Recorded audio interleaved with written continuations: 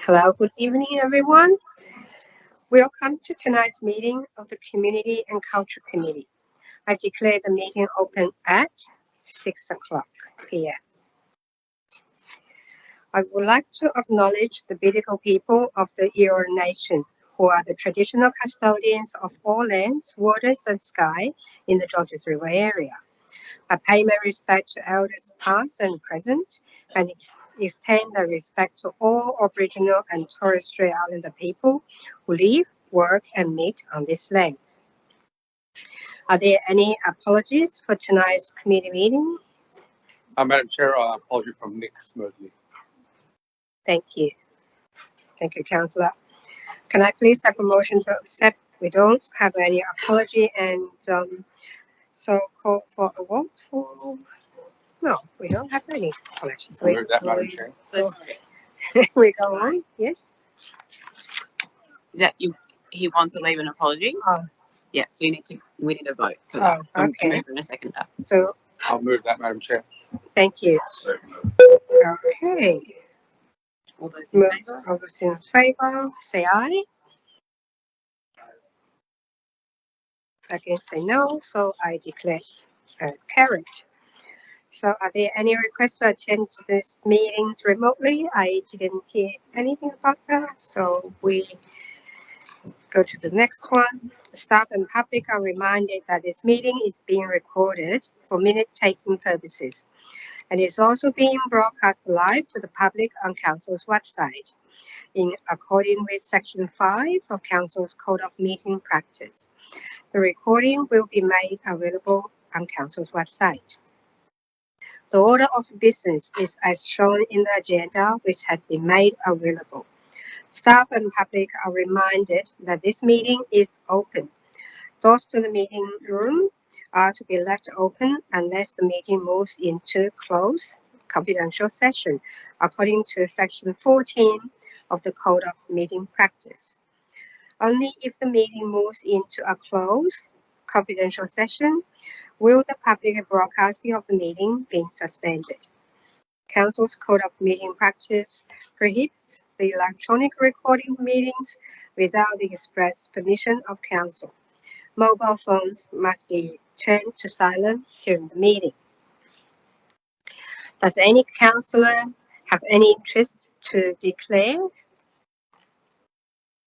If no, we thank you, councillors. We move forward. And I've been told that there are no speakers registered for tonight's meeting. So we're going to COM 03423, confirmation of the minutes of the Community and Culture Committee meeting held on 9 October 2023. Can I have a mover for that item? So moved. Thank you, Councillor Lukanjowski, and can I have a seconder? Councillor Sam Strakopoulos. Can I, all in favor say aye? Against say no, so I declare it carried. We're going to committee reports for this meeting. So the first one, COM 035-23, minutes of the Sport Advisory Committee meeting held on 5th October 2023. Can our manager of City Life, Matt Lee, please give us an overview of this report, please? Thank you. Thank you, Madam Chair. So, councillors, this is the minutes of the latest Sports Advisory Committee meeting held on the 5th of October.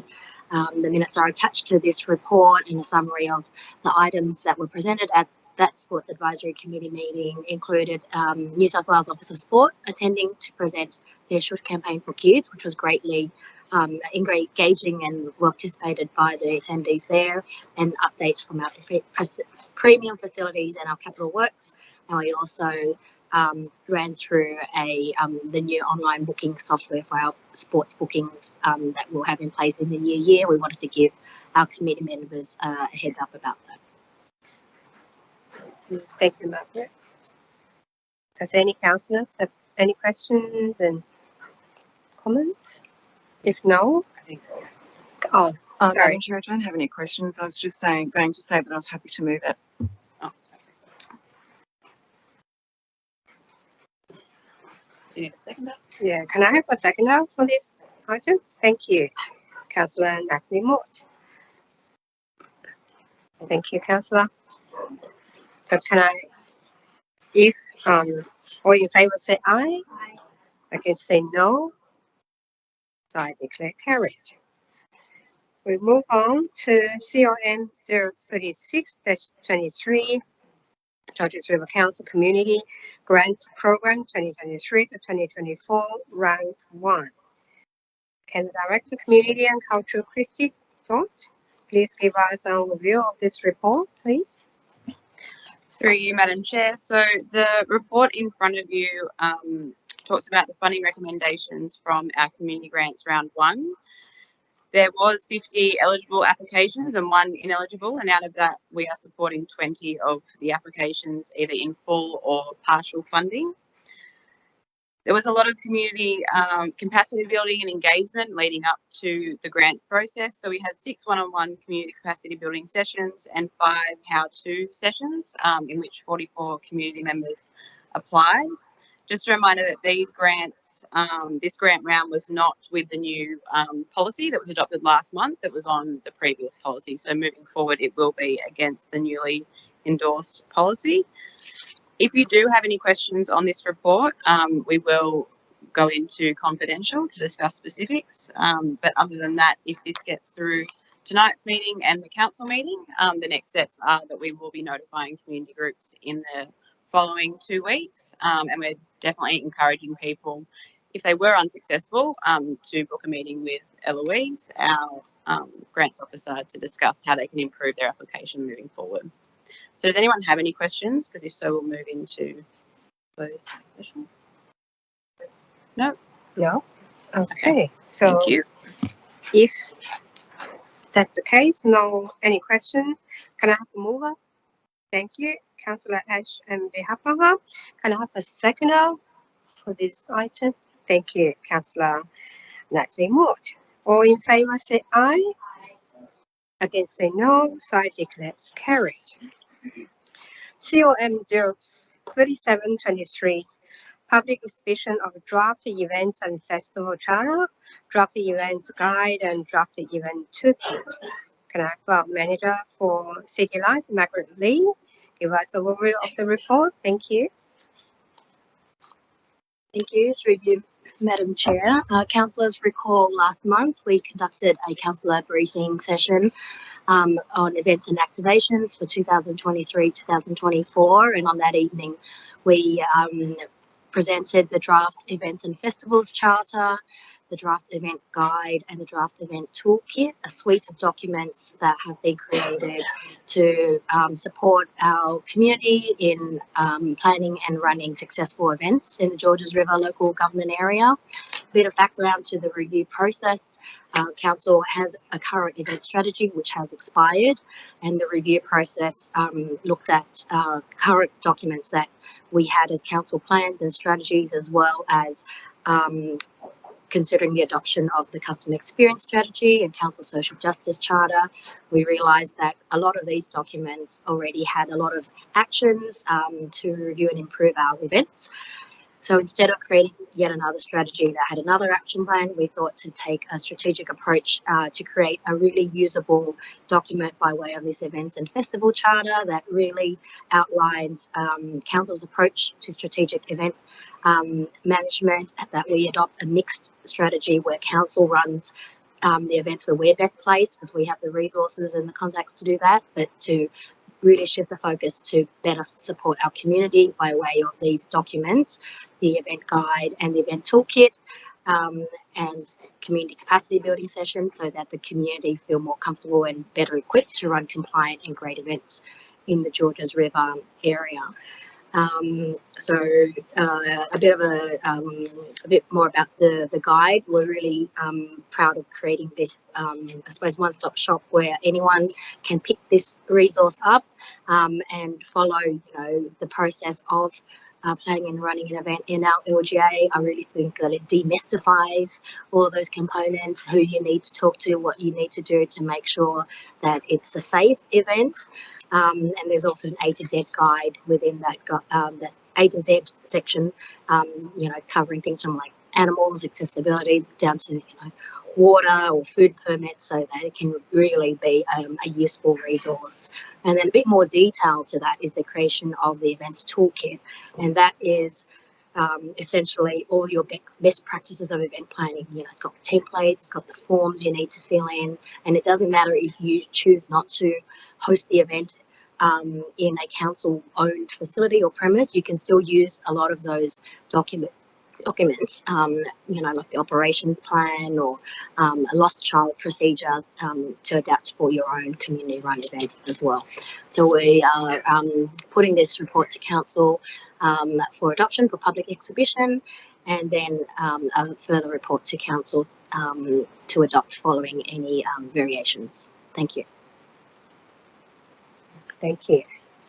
Thank you, Margaret. Does any councillors have any questions and comments? Councillor Wei. Oh yeah, I'm just happy to move it because I got a lot of positive feedback about the council's events. Yeah, so this guideline will be very, very good. Yeah, thank you. Thank you, Councillor Wei. So can I have a second one? Sorry. Hi. I just had a question. It's more like a point of clarification, I guess.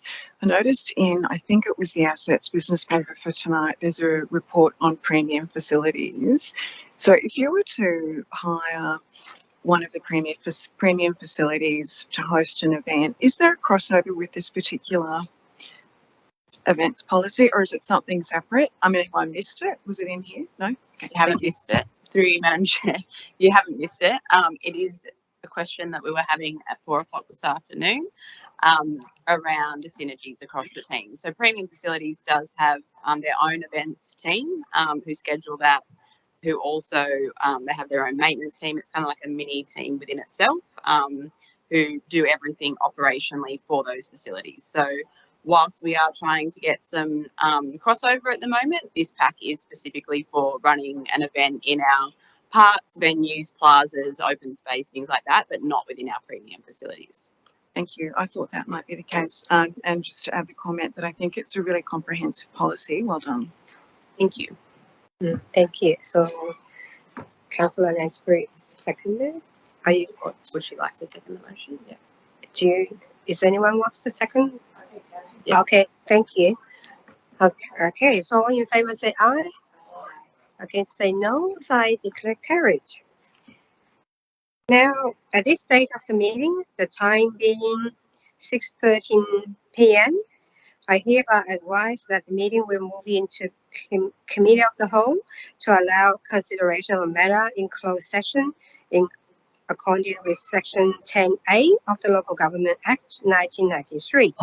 Accordingly, members of the press and public are excluded from the closed session, and access to the correspondence and reports relating to the item considered during the course of the closed session will be withheld. This action is being taken to allow discussion of the following item. COM 038A-23, Deed of License Agreement, Jubilee Park Community Centre, 2B-2C Boundary Road Model Community Facility, license renewal by exercise of option. So, can the Director, Community and Cultural inform the committee if any representation has been received from the public that the item should not be discussed in closed session? No, nothing received. Okay, thank you. Are there any objections from the audience to the meeting moving into closed session? If no, I put a motion as follows: that in accordance with Section 10A Class 2 of the Local Government Act 1993, the committee entered into closed session to discuss item which I've just mentioned, COM 038A-23, Deed of License Agreement. Can I call for a mover for this one? Thank you. Councillor Catherine Lansbury. Can I have a seconder, please? Councillor Wang. All in favor say aye. Against say no. So I declare carried. Can I please request that staff cease webcasting and close the door? Door obviously has been closed. Yeah.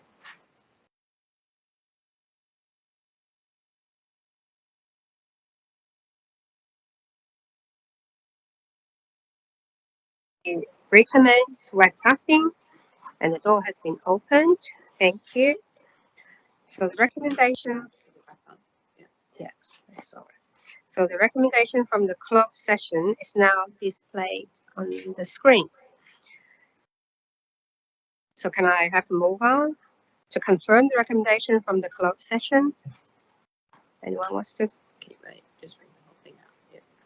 Okay, that's the recommendation from the closed session in relation to item COM 038A-23, deed of license agreement, part of Jubilee Park Community Center, 2B to 2C Boundary Road Model Community Facility License Renewal by exercise option be confirmed as recommendation of the committee. Can I have a move up for that? Thank you, Councillor Catherine Lansbury. Who is going to second it? Thank you, Luke Kanjowski. All in favor say aye. Against say no. I declare carried.